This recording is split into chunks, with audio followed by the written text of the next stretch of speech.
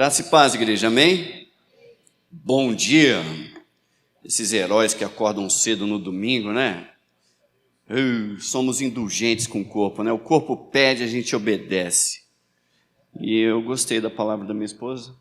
Toda vez que ela fala, eu choro. Impressionante, né? Eu já estava chorando no culto. Ela fala e eu choro de novo. E é isso mesmo, irmãos. Deus cuida da gente enquanto a gente dorme. E eu adoro dormir. Eu tenho a unção da coruja. Gosto de dormir. E é bom demais. E eu vou expor para vocês mais uma forma que o Senhor tem de cuidar da gente. Certo? Cantamos que queremos andar na presença do Senhor. Louvamos isso. Falamos que queremos andar sobre as águas. É ou não é? Quero andar sobre as águas. Alguém lembra por que Pedro afundou na água? Lembra? Duvidou, pecou. E que o braço forte do Senhor que vai levantar quando a gente estiver afundando, é justamente sobre esse braço forte do Senhor que eu vou falar hoje pela palavra, para levantar, porque talvez você esteja afundando. Ele falou, Senhor, está afundando, está tudo errado, não estou conseguindo me levantar. De onde vem isso? É lógico, eu não vou explicar todos os afundamentos, né, irmãos? Mas talvez o que eu vou falar aqui vai bater justamente com a situação que você está vivendo. E como introdução, eu quero dizer o seguinte, de uma forma ou de outra, todos nós somos prejudicados e afundamos em nossas vidas. Ainda vou falar sobre o orgulho. Leva a gente a afundar. Então, é necessário até humildade para admitir isso. Como disse C.S. Lewis, né? Eu só não admito que sou orgulhoso porque sou orgulhoso demais para admitir. Esse é o problema. E estimulo vocês ainda, já falei isso, a realizar, repetir, parafrasear a oração de Davi, que está na versão da Almeida, da Bíblia Jerusalém, que vai dizer mais assim, também da soberba guarda o teu servo, que ela não me domine. Então serei sincero e ficarei limpo de grande transgressão. Então ele não diz que não tem. Aquele homem, segundo o coração de Deus, ele admite, Senhor, tenho aí em mim o orgulho. Me ajuda a ter domínio sobre isso. Esse é o domínio próprio. Orem sobre isso. O orgulho, também já vimos em pregações anteriores, Provérbios 8:13, que ele é considerado uma maldade, segundo o Senhor. E, irmãos, o pecado sempre traz sofrimento. Não se engane. O orgulho é pecado, então com ele estará o sofrimento. Ao orgulhoso, sofrimento e solidão. Aos que estão em volta, em torno daquela pessoa que é orgulhosa, feridas, porque flechas desse orgulho sairão. Por flechas eu me refiro realmente àquelas expressões de orgulho, que a gente nem percebe. E novamente afirmo, o que eu vou expor aqui são exposições e compreensões segundo a palavra de Deus, segundo os fundamentos do conselho do Senhor. Talvez não vai bater com as suas teorias, não vai bater com o que você estudou, tampouco com a ciência, ou com a sua profissão. Em Efésios 5,17 diz, portanto, não sejam insensatos, mas procurem compreender qual é a vontade do Senhor. E alguém quer procurar hoje? Não. Homens apoiam-se em compreender a sabedoria humana e com isso acabam de desdenhar, desrespeitar, de menosprezar, de subestimar, de ofender, certo? De realmente deixar de lado essa compreensão do Senhor a respeito de nós, da vontade de Deus para nós. Compreensão sobre o quê? Sobre o que é ser humano. Seja no seu interior, seja no exterior, Deus expõe na palavra o que Ele deseja de nós, sobre o seu espírito, sobre os seus desejos, sobre as suas paixões, sobre suas emoções, está aqui.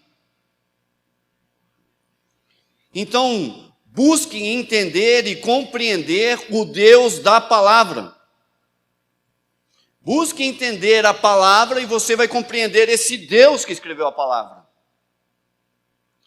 Então o orgulho, não vou ler tudo, conforme 1 Timóteo 6, de 4 a 5, diz que resulta em inveja, brigas, difamações e suspeitas malignas.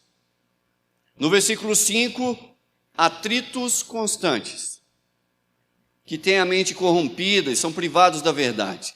Então, eu já falei, não sei se você já perdeu, na quarta-feira de 14 de dezembro, eu falei sobre o orgulho. Depois, entramos na quarta-feira, em 28 de dezembro, sobre o fruto desse orgulho. E o primeiro sintoma era a inveja. Ainda finalizei dizendo assim, que tal viver um 2023 sem inveja, né, irmãos? E hoje eu vou falar sobre outra questão resultante do fruto do orgulho. Brigas e atritos constantes. Depois eu vou falar sobre difamações, se Deus quiser, e suspeitas malignas. Mas hoje vamos ficar sobre essas causas que eu falei, brigas e atritos constantes. Já disse uma vez e novamente eu vou repetir. É impossível agradar um orgulhoso. Impossível. Logo, mesmo que você não queira, ainda que não seja a sua intenção, se você está no círculo de amizade dessa pessoa orgulhosa, desse relacionamento de alguém dominado pelo pecado do orgulho, enrolado, você vai se ver no meio de uma briga sem querer. Vai falar, mas o que está... Eu lembro de uma pessoa compartilhando, não é da igreja não, falou, eu disse bom dia para a pessoa, falei o que ia acontecer, daqui a pouco a pessoa estava brigando comigo, eu também já levantei a voz, eu já estava brigando, e no meio que eu levantei a voz, eu pensei, mas por que eu estou levantando a voz e por que eu estou brigando? É mais ou menos assim que acontece. Entendam, alguém verdadeiramente salvo em Jesus Cristo, salvo mesmo, tá certo? Ainda pode trazer em sua personalidade os frutos de uma vida carnal. Mas ele é salvo? Sim, mas ainda está trazendo alguma coisa da vida carnal. Por quê? Marcado pelo orgulho. É algo não desejável, é não natural, certo? Mas é natural e é compreensivo. Lembre-se, a santificação é um processo, leva tempo. Então, compaixão e paciência até que sejamos transformados. Ninguém aqui é perfeito. Só teve um perfeito. Quem é? Jesus. Quem é? Não é quem foi. O salvo, recém-convertido, ele é imaturo espiritualmente. Ele está engatinhando. Você espera de um bebê que ele se levante e corra? É um neném, está engatinhando. Então, um novo convertido, ele vai dar os seus tropeços. Ele ainda é dominado pelo orgulho. Ele está sujeito ao orgulho. Ele está sujeito à vaidade, ao esnobismo. Meu Deus, ainda bem que eu escrevi. Ao convencimento. E o que a gente faz, pastor? A gente cuida dele. Não pode ser posto ainda numa posição de liderança, porque ele está sujeito. Não pode estar ainda numa posição de ensino, não pode estar numa posição de pastoreio. Em 1 Timóteo 3,6, Paulo já alertou Timóteo, não pode ser recém-convertido para que não se ensoberbeça, ou seja, não venha se envaidecer, orgulhar-se e caia na mesma condenação que caiu o diabo. Esse é um cuidado. Então, o novo convertido, aquela pessoa que chegou à igreja, tem as suas potencialidades, tem a sua capacidade, é um bom mestre, é um bom articulador, ele sabe se comunicar, ele consegue agregar pessoas, ele é um destaque natural, mas devemos preservá-los deste ofício. Como é que a gente vai olhar com ele? Não vamos olhar para ele com desprezo? Ele não é uma pessoa que deve ser evitada, deve ser amado, deve ser visto com compaixão e tratado com especial cuidado. Porque é um novo convertido, e isso é natural, ainda que indesejável, mas é natural, é tolerável, sendo compreensivo o seu orgulho, não domável ainda. É natural. 1 Timóteo 3,6, já um velho homem, certo? Um velho convertido, que não é maduro espiritualmente, mas está no mesmo nível desse novo convertido, e ainda está dominado pelo orgulho. Poxa, ele é velho convertido, mas você olhando, ele parece um recém-convertido. Estando em uma posição de liderança, de pastoreio, de ensino, a sua posição também atenta contra 1 Timóteo 3,6. E vai o expor às ciladas do diabo, que poderiam ser evitadas. Não foram poucas as vezes nessa jornada cristã que eu vi realmente, irmãos, pessoas caindo nas ciladas do diabo. E com isso, muitas das divisões, competições, desobediência desse princípio, levou realmente a uma rachadura na igreja, um afastamento da pessoa, a pessoa realmente se desviou. Então vamos ao desenvolvimento desse assunto. O pecado do orgulho, então, ele vai causar brigas, atritos constantes entre pessoas. Oh, Deus, tem misericórdia, porque a nossa mente já está assim, lembrei de um, típico do orgulho. Eu quero que você foque em si mesmo, porque como Davi, todos nós somos afetados por isso. Talvez a gente está fazendo isso com os nossos filhos, cônjuges, parentes. Então, uma outra forma que o orgulho, a arrogância se manifesta e se apresenta, segundo os fundamentos bíblicos que vimos em 1 Timóteo 6, no versículo 4 e 5, são brigas e atritos constantes. Na comunidade cristã, aqui, no ajuntamento dos santos, divergências assim não são para afastamentos, não, mas para percebermos em nós mesmos, em nossa comunhão, áreas carentes de santificação. Áreas que precisam de semelhança ao caráter de Cristo. A gente não está buscando aqui uma atmosfera Dalai Lama, certo? Um corporativismo do Steve Jobs. A gente não está querendo as motivações de Tony Robbins. A gente não está querendo o pacifismo de Buda. Muito menos a espiritualidade de Chico Xavier ou Maomé ou qualquer coisa. Buscamos aqui, irmãos, e o que eu apresento a vocês hoje é uma imagem interior de Cristo. De Cristo, sim, de Jesus. Jesus é a estatura ideal do homem perfeito, sendo na dimensão humana a expressão exata de Deus.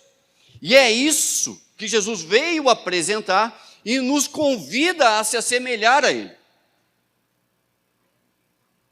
1 Coríntios 11, 19 diz: pois é necessário que haja divergência entre vocês, para que sejam conhecidos quais dentre vocês são aprovados. Assim, há propósito nas divergências. Não é aquela coisa, tem problema lá. É para ter. Está dizendo que é uma possibilidade? Não, o texto diz, é necessário. Então devemos observar quando essas questões acontecem. Queremos conhecer os que caminham em direção a essa imagem de Cristo e aqueles que estão errando o alvo. Queremos que todos aqui presentes sejam aprovados, como diz o texto. Discordâncias, desacordos são naturais. A Bíblia nos orienta como lidar com essas situações. Os que vivem a protestar, sabe? É meu direito, é meu, é justo. Em Judas, no versículo 19, diz que eles são carnais. São estes os que causam divisão. Estes seres, e aí na Bíblia Jerusalém, eu gosto da palavra, que está bem no original, diz psíquicos, que não têm o Espírito. Psíquicos estão entre nós. Talvez nem salvos, não nascidos ainda espiritualmente, e se salvos, ainda temporariamente, espero, a mercê do seu reflexo carnal, dos seus desejos interiores, do velho homem sem Jesus Cristo. O maduro espiritualmente discerne, distingue, compreende, vê estas coisas e tem misericórdia. Ele consegue fazer a leitura. Na exposição anterior, em 14 de dezembro, mostrei como o orgulho não é humilde para aprender, sendo então constantemente divergente. Argumentos? Vários quando você apresenta. Ah, mas são reflexos. Saiu naturalmente, por isso eu faço isso. Biblicamente falando, não se conforme com esses reflexos. Não se conforme com esses impulsos seus. Pelo contrário, admita, confesse-os e deixe-os em nome de Jesus. Deus quer em você reflexos, ativos e reativos, como os de Jesus Cristo.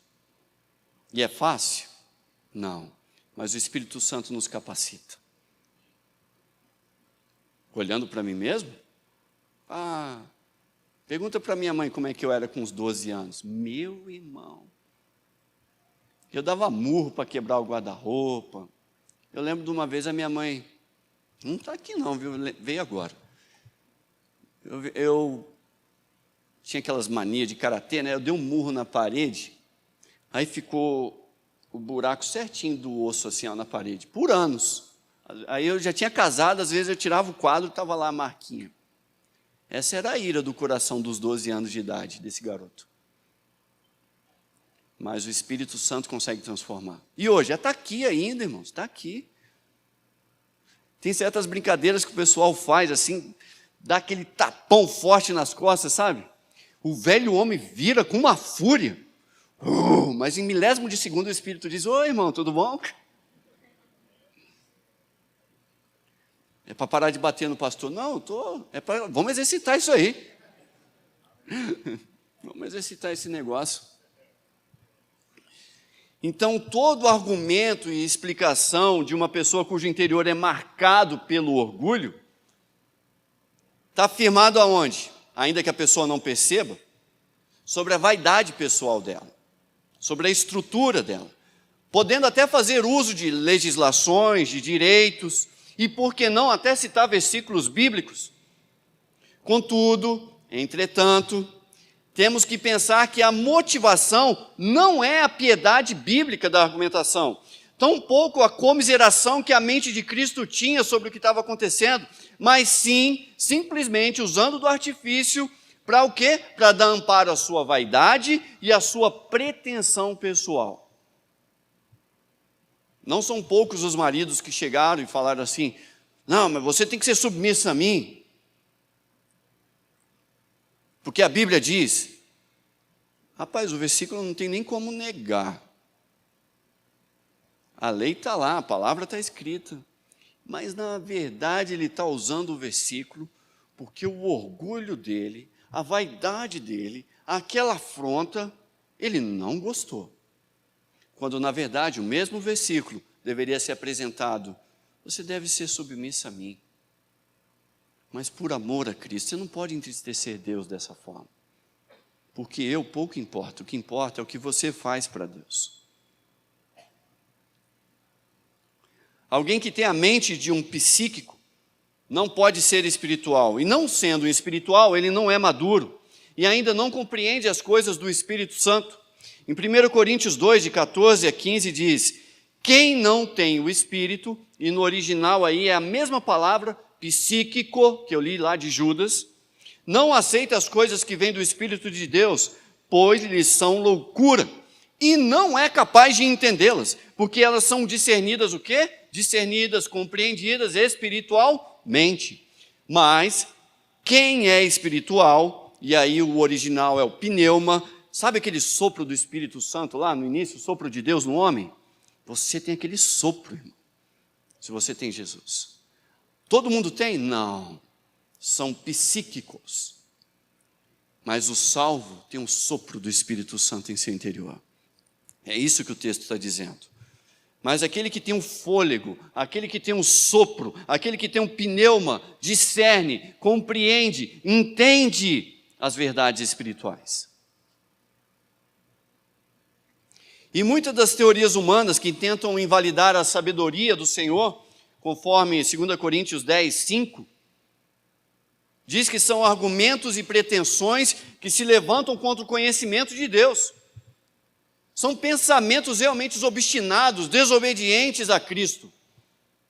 E o que eu apresento a vocês são pensamentos de uma mente cativa a Jesus. O que tem a mente de Cristo não argumenta sobre a vaidade pessoal, sobre o que ele pensa, sobre o que ele quer, mas seus argumentos estão cativos, presos na verdade das Escrituras. Se você quer falar alguma coisa, se você quer ser um conselheiro bíblico, você tem que deixar de dizer eu penso, eu acho e começar a falar a Bíblia diz. Se você for conversar comigo, eu lhe direi a Bíblia diz. Quanto à construção dos argumentos e dos seus desejos e pretextos, a Bíblia ela é firme. Em Tito 3, de 10 a 11 diz: quanto àquele que provoca divisões, advirto 1, 2 vezes. Depois disso diz o quê? Rejeitam. Quem está falando isso? A Bíblia diz. Você sabe que tal pessoa se perverteu e está em pecado, por si mesma está condenada. Ao cristão, velho convertido, mas que ainda divide ali, essa coisa carnal, está lá no seu interior.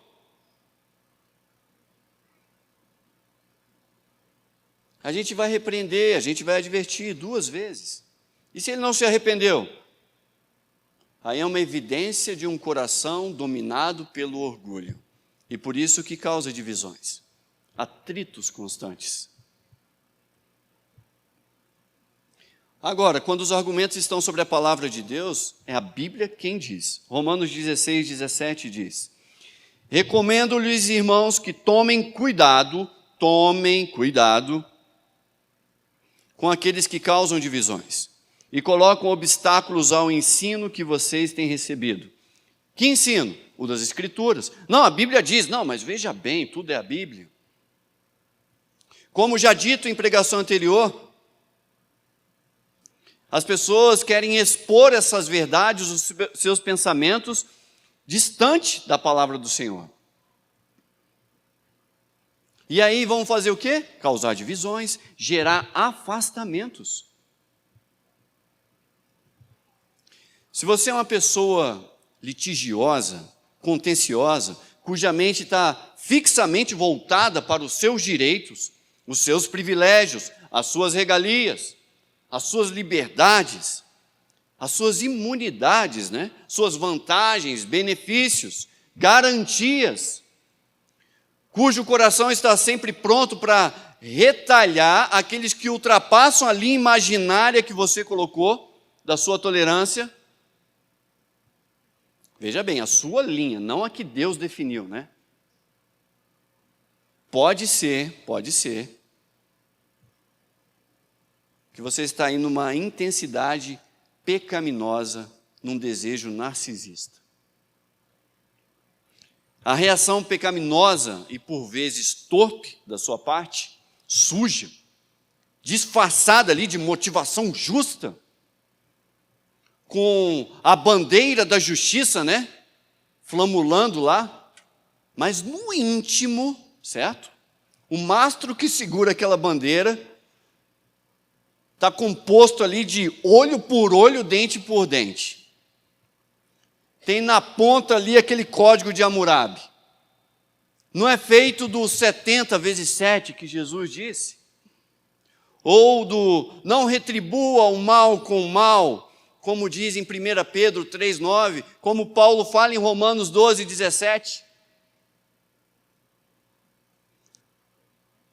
Ah, mas pode usar a Bíblia para fazer isso? Eles usam, irmãos. O diabo usou o que para tentar Jesus?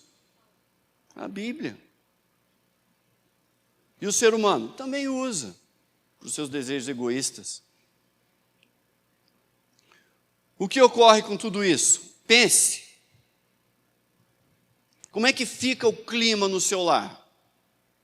Como é que fica o seu ambiente de trabalho? As pessoas têm que pisar em ovos para conversar com você? Quais são os direitos atualmente que você está brigando? Ai, pastor, eu estou lutando, já tem 20 anos que eu oro. Pelo quê? O sapato nunca guarda. Entende isso? É um limite imaginário que a gente estabelece, que Deus nunca falou. E estamos brigando. Com que pessoas? Com o cônjuge, com o filho, com sogros, com funcionários, com parentes. O que é que eles deveriam ter feito porque você não aguenta mais? Você até diz, não, mas é justa a causa. Eu respondo, certo, tudo bem, é justo. Mas a motivação interior, é justiça pura do Senhor ou é vaidade que atende aos seus desejos? Ainda bem que tem um versículo que bate com o que eu quero. Não é que conforme o Senhor deseja, é conforme eu quero. Observe aí agora o climão na igreja de Corinto. 1 Coríntios 6, de 6 a 9. Mas ao invés disso, um irmão vai ao tribunal contra outro irmão, e isso diante de descrentes, no versículo 7. O fato de haver litígios, processos, brigas, atritos entre vocês, já significa uma completa derrota. Eu lembro da minha avó sempre falava assim, derrota. Porque não preferem sofrer a injustiça? Porque não preferem o quê, irmãos? Já aconselhou alguém? Sofra a injustiça? No mundo de hoje? Jesus sofreu o quê? Injustiça. E foi porque ele suportou a injustiça dele que você está salvo. Mas você não quer, né? Sede meus imitadores. Nessa parte, não. Nessa parte, não. Por que não preferem sofrer o prejuízo? Perde o dinheiro, mas não perde o irmão, rapaz.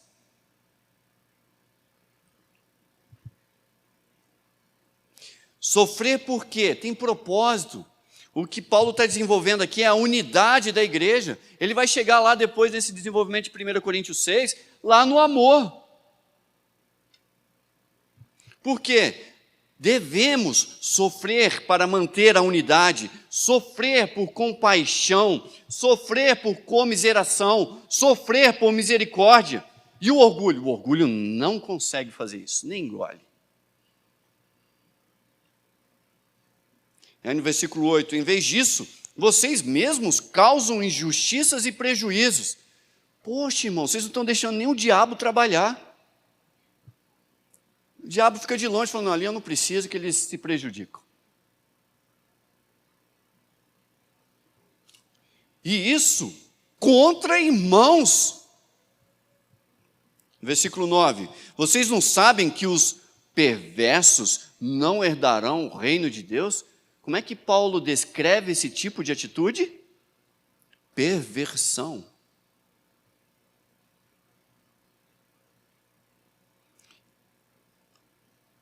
Perversos são quem? Os de litígios, os de brigas, aqueles que têm desafetos, aqueles que têm desavenças. Paulo classifica como uma completa perversidade. Perversidade tanto quanto a lista que se segue no próximo versículo. Aí você julga os outros, mas você se acha bonzão, porque você é justo. Perverso. E aí Paulo diz, não se deixe enganar, nem imorais, nem idólatras, nem adúlteros, nem homossexuais, passivos, ativos. No que são piores que vocês? Se temos atritos constantes, se somos divergentes, se somos orgulhosos. Por fim, a unidade é rompida a comunhão com isso é desfeita, a paz é perdida, tensões são levantadas. Onde? Quaisquer lugares onde essa pessoa estiver. Lares, reuniões, famílias, escolas, ambientes de trabalho, no meio da igreja, não tem lugar. No carro. Se um direito seu foi afetado. Se o limite ali, daquela linha imaginária, que você tem bem definido, e o outro não adivinha, né? Só descobre quando recebe o chumbo. Se seu direito for afetado, você tem que protestar, você vai ter que argumentar, você vai ter que expor a sua razão, você tem que falar, você tem que evidenciar. O quê? Talvez você não perceba, mas tem que evidenciar o seu orgulho, a sua vaidade e a sua altivez. Assim, as pessoas o evitam, irmão. A convivência com você fica pesada. A relação cansativa. A todo tempo você está expondo aos outros os espaços que eles devem ocupar, expondo os seus direitos violados, colocando os seus desejos, as suas preferências não realizadas. No fim, depois você vem desesperado e pergunta a si mesmo: por que estou só? Sou tão gente boa. Por que ninguém fala comigo? Por que me deixam? Parece que me evitam. O seu orgulho faz isso. O orgulho o afasta. A vida, os outros, têm que ser do seu jeito e não a forma do Senhor. Você está aqui nessa igreja por quê? Porque ela é do jeito que o Senhor quer ou é porque é do jeito que lhe agrada? Eu até gosto da sua presença aqui, mas pense nisso.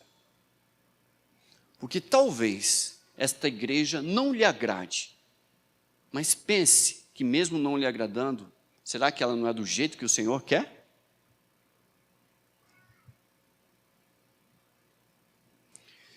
Pode até ser diferente do que Jesus pede, as coisas. Diferente de Jesus. Contanto que não seja diferente do que eu quero, está ótimo. Pecou, aquele pecado não me afeta, está tudo bem. Guardando o sapato no lugar, lavando a louça. Meus irmãos, eu vou abrir um parênteses aqui. Isso não acontece em casa, eu só estou dando exemplo, tá bom? Isso em casa já está bem resolvido, graças a Deus. Eu só estou ilustrando aqui. Diferente de Jesus, ótimo, tranquilo, não me afetando, está ótimo. Peque, está tudo bem. Contanto que o seu pecado não me afete, cadê a piedade, irmão? O pecado daquele irmão pode não estar te afetando, mas certamente está afetando a relação daquele homem com Deus. E é nisso que eu tenho que chegar. E é isso que tem que me importunar. E é isso que tem que doer no meu coração. E é para isso que pastores estão aqui.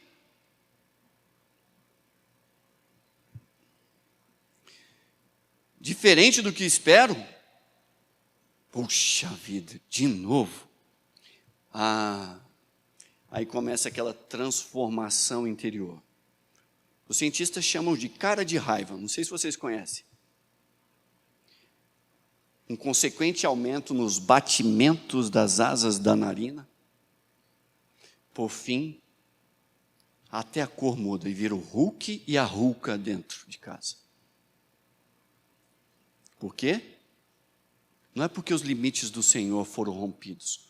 Os seus desejos pessoais foram rompidos. Concluindo, Provérbios 16, 28, na parte A, diz: o homem perverso provoca dissensões, contendas. Por isso, a Bíblia chama de perverso.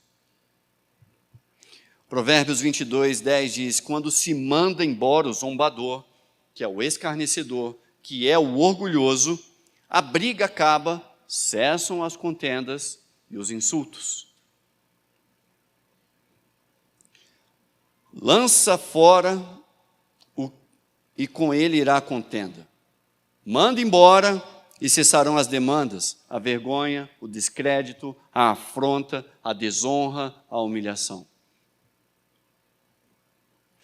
Se a sua forma de viver está realmente ali no fruto do orgulho, na parte das brigas e atritos constantes, certamente há provocações, danos, ofensas, insultos, humilhações, implicâncias, antipatia, embirrações, birras, tudo isso, marcas do orgulho. Voltando agora às recomendações de Paulo a Coríntios, 1 Coríntios 6,11. Assim foram alguns de vocês, mas vocês foram lavados, foram santificados, foram justificados no nome do Senhor Jesus Cristo e no Espírito do nosso Deus. Assim foram, é boa notícia, irmãos. Há esperança, há libertação, há um renovo. Talvez a palavra lhe pese o coração, mas lhe pesando o Senhor está dizendo, eu posso mudar essa situação. Alguns de nós já fomos dominados assim, eu já até coloquei o meu posicionamento, o meu passado. E o Senhor tem nos libertado. Em 1 Coríntios 6,12 diz que tudo é permitido, mas nem tudo convém. Tudo me é permitido, mas eu não deixarei que nada me domine. Você está sendo dominado por seu orgulho? O ambiente onde você está presente é dominado por brigas, disputas, rivalidades, ofensas? Se sim, você está sendo dominado pelo pecado do orgulho. Agora, eu não tenho Jesus. Jesus chama você para não viver na vaidade dos seus pensamentos. Ele diz em Mateus 11, 29, tome sobre vocês o meu jugo. Aprendam de mim, pois sou manso e humilde de coração, e vocês encontrarão descanso para suas almas. Sem descanso para a sua alma, sem descanso para a sua emoção, pode estar lhe faltando justamente a mansidão e a humildade de Jesus, e por isso esse esgotamento na sua vida. Então Jesus convida a dizer, aprendam de mim, aprendam algo novo, não natural, é algo realmente que precisa ser aprendido, desenvolvido, não se nasce assim, se aprende, e se aprende com quem? Com Jesus. Eu quero aprender isso cada vez mais com Jesus. O pecado, irmãos, esgota. O pecado cansa. E o convite é arrependam-se e venham para Jesus. Arrependam-se. Não, mas eu já tenho Jesus no meu coração. Ótimo. Há um caminho melhor então, a humildade. A humilde, aquela pessoa humilde já percebeu que todos buscam. Todos buscam a pessoa humilde. Os humildes e os orgulhosos também buscam humilde. A humildade e mansidão andam juntas. Orgulho e mansidão são incompatíveis. Não existe uma pessoa mansa e orgulhosa ao mesmo tempo. O orgulhoso pode até fingir mansidão, mas jamais ser manso.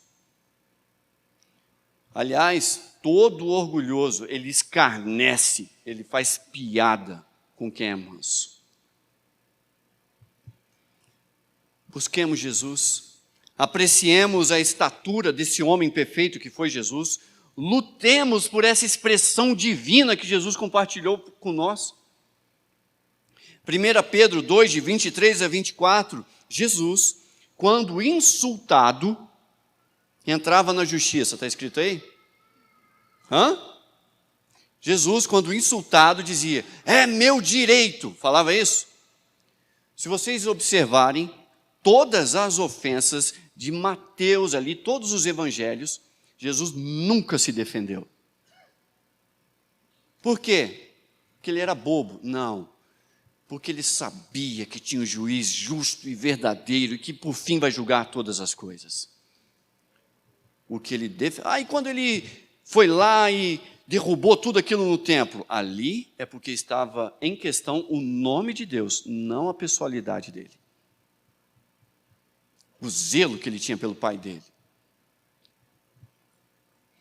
Quando insultado, não revidado. Quando sofria, não fazia ameaças. Você vai se ver comigo. Isso é o orgulho falando, irmãos.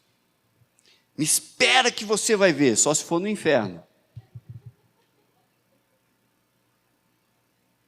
Você não sabe o que te espera, só se for o demônio, irmãos. Que isso não vem da humildade.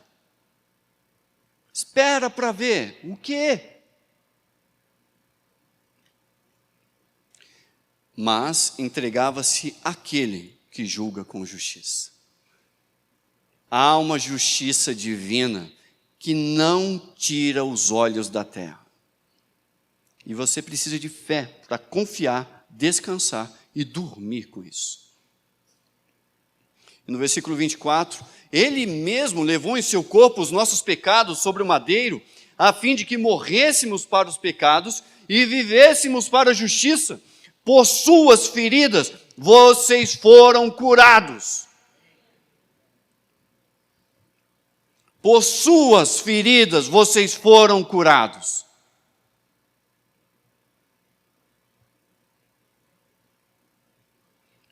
Até aqui a palavra. De repente, pastor, até aqui. Vamos colocar de pé, vamos orar. Comece a pensar aí no seu coração, e eu já falo, Senhor, o Espírito Santo é que traz a lembrança, Ele vai usar. Admita, eu sei que você e eu somos tentados a olhar os que fazem isso conosco, mas em menor ou maior grau somos todos envolvidos com isso. Temos o pecado do orgulho latente na nossa alma. E peça, Senhor, revela, Pai, traz à mente, a consciência. Se você foi impactado pela palavra, admita, confesse, Senhor, eu sou isso aí, eu estou aí, mas eu quero mudar. Porque Deus espera a nossa confissão. E a transformação? A transformação é com Ele. A confissão é com você. Senhor, precisamos da natureza do Seu Filho em nós. Precisamos dessa natureza, Senhor. Assim que as nossas paixões, os nossos desejos, ó Deus, são violados, facilmente somos, muitas das vezes, tomados pelo orgulho e pecamos. Livra-nos, ó Senhor, disso. Que hoje, ó Pai, pela mortificação do pecado, pelo arrependimento e pelo poder do Espírito Santo, oro para que cessem em nós as provocações, os danos, as ofensas, ó Deus, as humilhações, os atritos constantes, ó Pai, e em nós, ó Deus, haja paz. Pai, se feridas forem necessárias para que alguém se achegue a Cristo, que soframos e sem ameaças. Queremos aprender, ó Deus, desse manso e humilde Jesus. É no nome dele que eu oro, peço, clamo, invoco. Amém e amém. Irmãos, uma palavra. Mansos, não ponham suas esperanças na justiça da terra, mas no Deus da justiça. Portanto, ainda que venham tristezas, eu vou falar para vocês Filipenses 4:4, alegrem-se sempre no Senhor. E repito, alegrem-se, as suas vidas não escapam aos olhos do Senhor. Salmos 25:9 diz que o Senhor guiará os mansos em justiça e aos mansos ensinará o seu caminho. Ele está ensinando. E se hoje, aos pés de Jesus, por sua pecaminosidade, você se viu chorando. Como aquela mulher lá de Lucas, do capítulo 7, versículo 37, 48, 50, em casa vocês olham. Sabe o que o manso Jesus disse àquela mulher? Sabe o que ele disse àquela mulher? Ele falou: perdoados são os teus pecados. Jesus disse àquela mulher, podendo dizer a vocês, se hoje o seu coração se derramou. E ele disse, a tua fé te salvou. Vai-te em paz. É isso que Deus tem para dar. Que o amor de Deus, a graça salvadora de Jesus Cristo e a comunhão do Espírito Santo sejam com todos, hoje e para sempre. Amém, amém e amém. Vão na paz, irmãos. Deus os abençoe. Você pode acompanhar todo o nosso conteúdo baixando o nosso aplicativo ou seguindo as nossas mídias digitais usando o QR Code. Deus te abençoe!